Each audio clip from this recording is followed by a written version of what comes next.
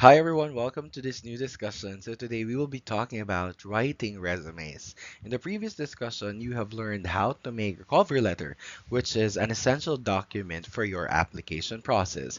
Today, we will be learning the simple format on how to make or craft your resumes to prepare you further on the job application process. So let us start this discussion in answering this simple question: how important it is to write an impressive resume. So your resume is often the first thing that your potential employer will see aside from the cover letter. A well-crafted resume can make an impact.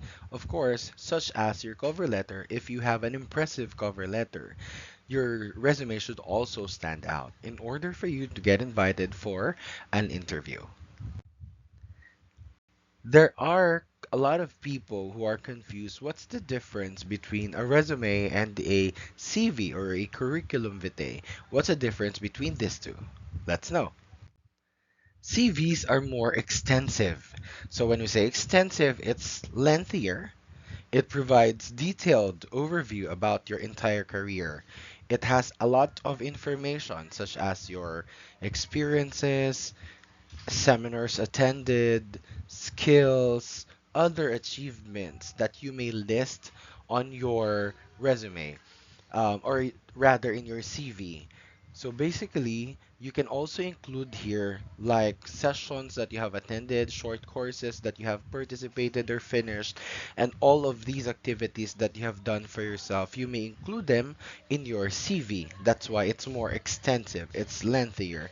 It is often used in academic, research, scientific, or educational fields. When we talk about resume on the other hand is concise. A resume is a concise document that highlights your skills, experiences, and qualifications or qualifications that are relevant to the specific job or the job that you're applying. Usually, it is a one page. That's why it has to be concise. All the important information should be there. But there are instances that resumes can be 2 pages long. For example, you have been studying for quite a while now. You have taken short courses that are relevant to the job that you're applying. You have finished master's degree or perhaps doctorate degree relevant to the job. So you may include them, and that makes your resume lengthier or longer. That will make it 2 pages long. But most likely than not, it should be one-page document. Now, the focus of your resume should only include important information that are relevant to the position that you're applying for. So what should be included in your resume? So we have the heading. That's the first one. That's the one that you will see on top. So it's your name, address, phone number, and email. Your name should be big and easy to see. So we have here the example that you can see on the screen. Bruce Manalo. This is a fictional name, fictional address, and fictional photo, which was generated by an AI. So we have here, for example, there are some people who are saying that photos may not be included in the resume, but there are also some documents that states that photos should be included in the resume so that it will be easier as well for the employer to see the person who are applying for the job. Now, in our case, let's just put photo in here. So we have here the name, the address, the phone number, as well as the email. Next part of the resume is the objective. So in the objective portion, you have to say what kind of job you want to apply, and it should be in one sentence long.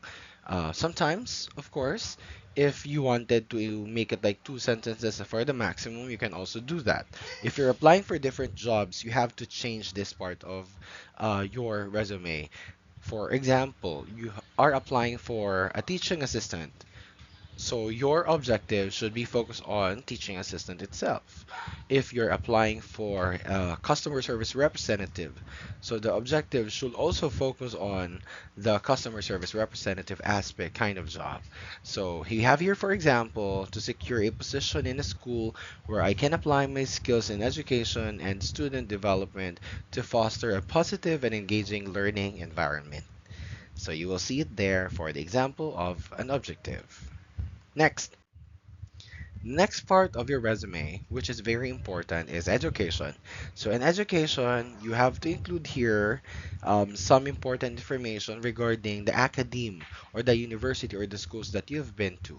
But if you are in college, just put college.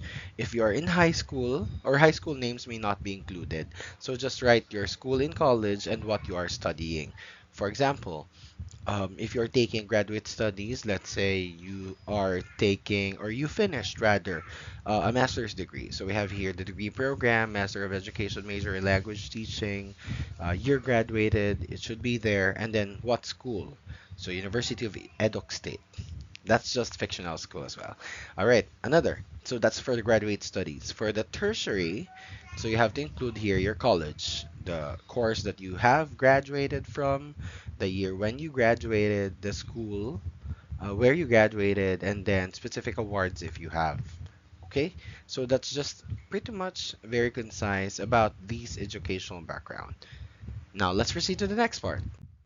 The next part of your resume should focus on your experiences. So you may list here the past jobs, where they were, all right, and when you worked there and what you did. So your work experience should include your position, okay? What were you in that school or in that company? So here we have the example high school teacher. What was the task or what were the tasks that you were assigned? So facilitated English classes. What's the name of the school? Sunrise High School. And then the date that you were employed in Sunrise High School. So that's June 2018 to May 2023. But if you can remember the specific date, then you may put it. But the month and the year is already okay.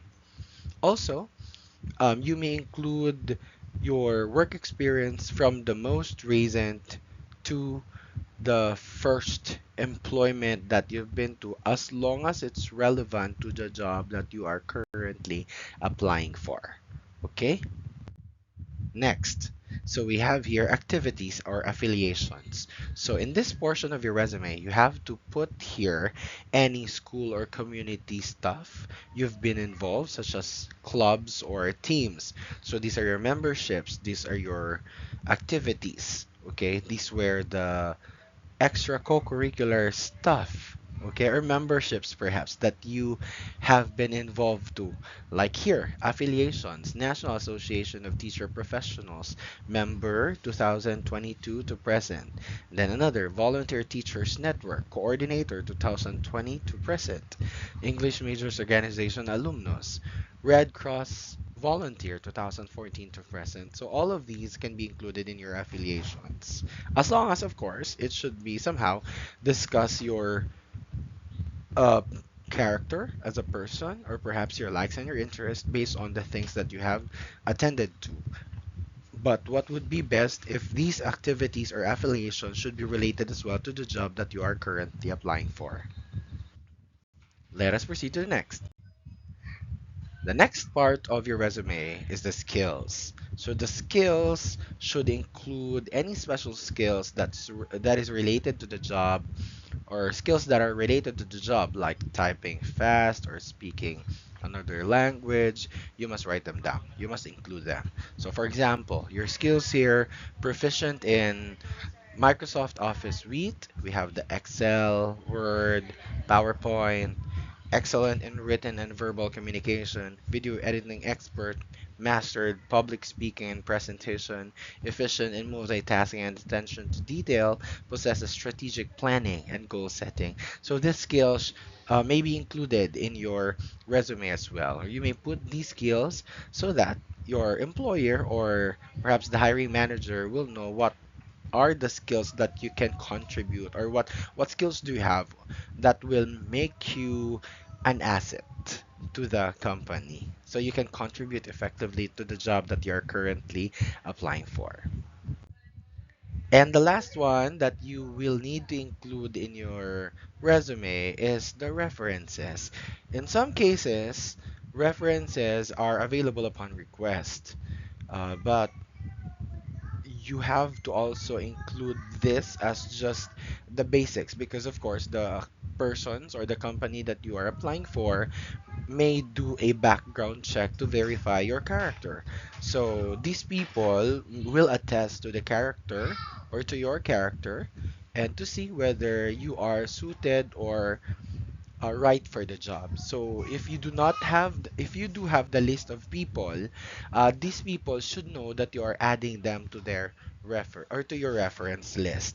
Okay, so you have or your references rather. So you have to make sure that you ask them first because we do not want that these people will receive a call that you put their names on their references, but they do not know about it. So you have to inform them. Like for example, you can just say, "Hi, Sir J.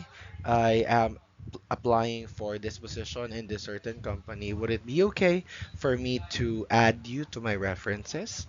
And then if Sir J says yes, then you put his name, what his affiliation. Okay, we have here John Smith.